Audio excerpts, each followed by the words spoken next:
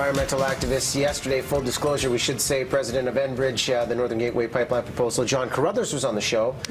And a lot of points he made about why Enbridge and this proposal is a good idea. He spoke to the idea of safety standards going up, the idea of an accident's a 1 in 15,000 year event, the job creation. Why should Canada trust Enbridge, or should they, period? Well, I think that we saw over the last couple of years that it's a dangerous thing to trust Enbridge. Look at the mistakes that were made in Kalamazoo, in Michigan, where communities are still struggling to deal with the impacts of those spills.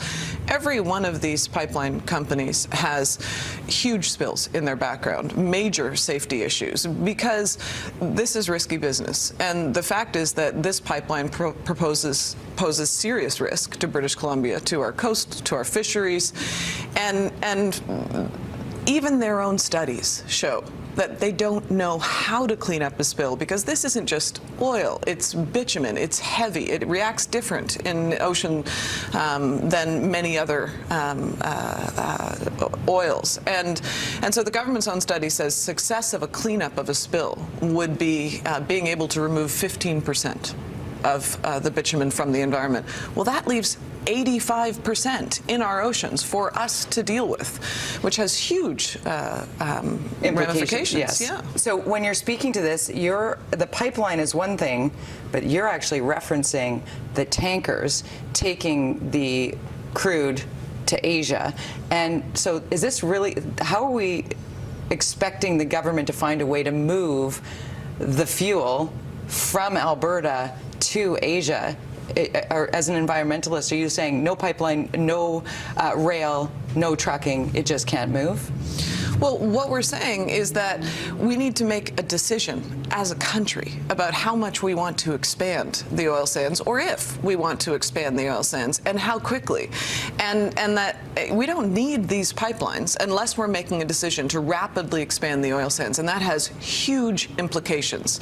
It's the single reason that Canada's climate pollution is going up and not down.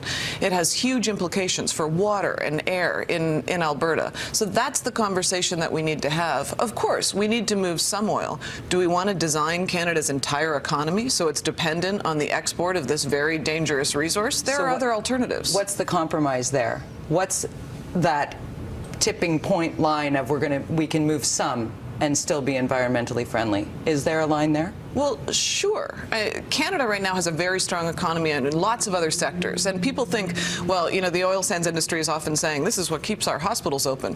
Well, oil sands right now are 2% of Canada's GDP. If we expand it significantly to what they want to get to, they refer to 9 million barrels a day. We're at about 2 million barrels a day right now. Then sure, our economy will be dependent on oil in the future, but it's not right now. And in the climate era, we need to be diversifying our economy, not making it dependent entirely on this fossil fuel. You know, we should point out this is conditional approval as this discussion about the proposal goes on. And what we saw with the protests this week showed that there are a lot of people against it. Angus Reid's latest poll results said Canadians are divided over the idea of the proposal. 4 out of 10 British Columbians are opposed. What would you say to the people that are against this idea, their best way to have their voice heard and take action against the proposal, period? Right now, it's really clear that this is a government that is acting on behalf of the oil industry and not the majority of British Columbians, let alone the majority of Canadians. And there are moments in history where we need to stand up. We need to make clear that it's not okay, that we're saying no. Look at Clayoquot Sound, the War in the Woods in the early 90s. Some of our most incredible old-growth forests, the Great Bear Rainforest, Clayoquot Sound, they still stand today because British Columbians from all walks of life stood up together and engaged. There's a website that the First Nations have put up, the Northern BC First Nations, the Yankee Alliance. It's called holdthewall.ca. I've never seen anything like it. They posted this and said, if it comes to it, will you protest with us? Will you stand on the road? 10,000 people signed in 24 hours. When I checked it yesterday, over 21,000 people had already signed. And this is mayors, this is unions, this is scientists, this is people from all walks of life. As far as, you know, it appears appears even the opposition opposes this. There are only, really two bodies that support this pipeline right now. It's Enbridge and the Harper Conservatives. And the fact is that thousands of people coming together in British Columbia and saying no is going to change the future of this issue. And this pipeline's never going to get built. Tzeporah Berman has written the book on this, so we thank you for being here. Wish we could continue the conversation. Certainly we will continue it on our website and on the website shown. And letbcvote.ca, an important website as well. A possible referendum on this decision to have a pipeline run through our province from Alberta. So much more to discuss on this conditional approval by the Harper government. Many conditions to come off. I'm sure we'll have another conversation with you before it's all said and done. Thank you for being being here. At 7:49, we go to Dawn now backstage at Wicked.